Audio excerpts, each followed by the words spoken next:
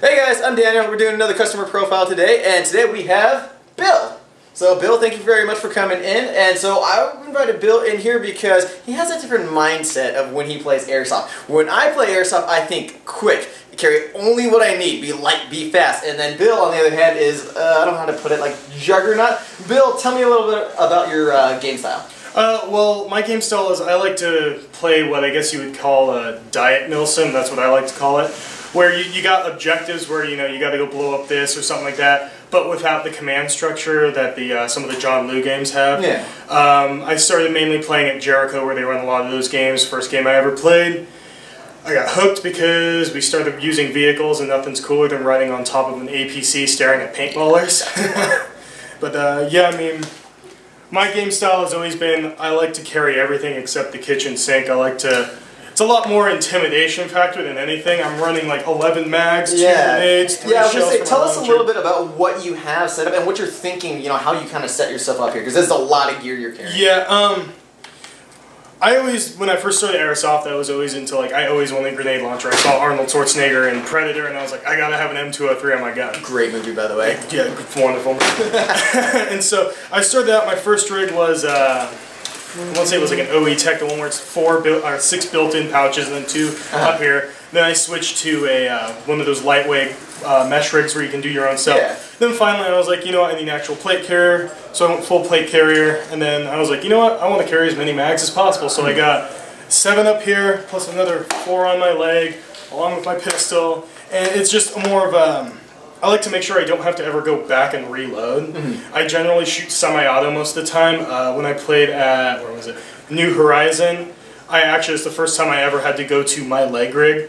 So in long games, long situations, it's very useful to have. I was going to ask, with this much equipment and this much ammo, do you ever actually run out of ammo in the middle of the game? Most places, no.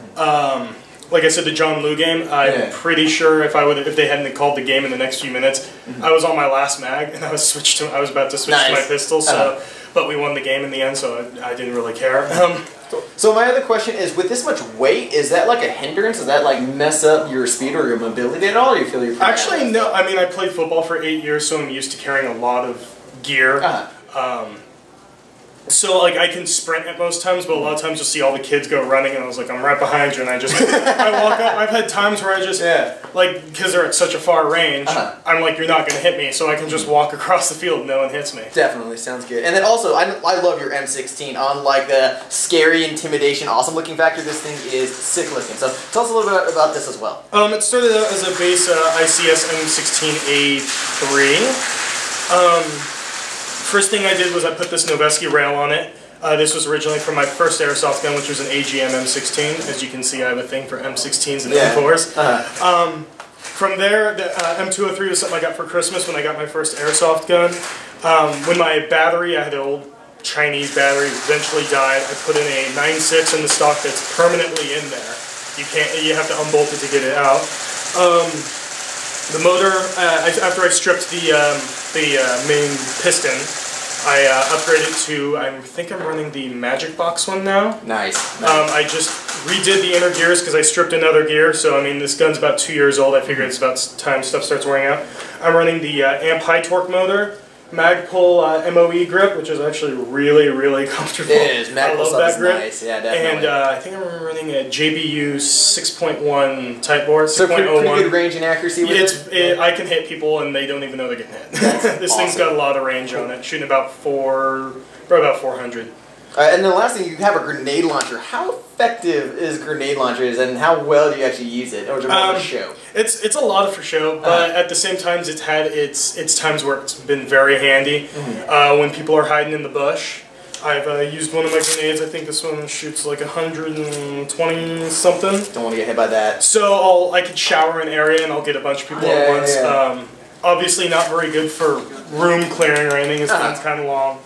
But I think the way we can kind of summarize all this is go big or go home, right? Exactly. That's the way I play. It started out wearing all black, and then me and my brother-in-law Eric were like, you know, let's do full contractor loadout. So I always run jeans, boots, and a black T-shirt with all this stuff. Simple and effective. Exactly. Like cool. All right. Cool. All right. This was Bill's loadout. Bill, thank you for coming in. No problem. Yeah! Random stuff. That actually went really, really well. That was cool. I like that. I like it too. Yeah. We can see. Now, the funny stuff like this, sometimes I'll leave it in there just because it's like kind of funny. I'm like, yeah! Just like, oh, these guys are a bunch of idiots. Why?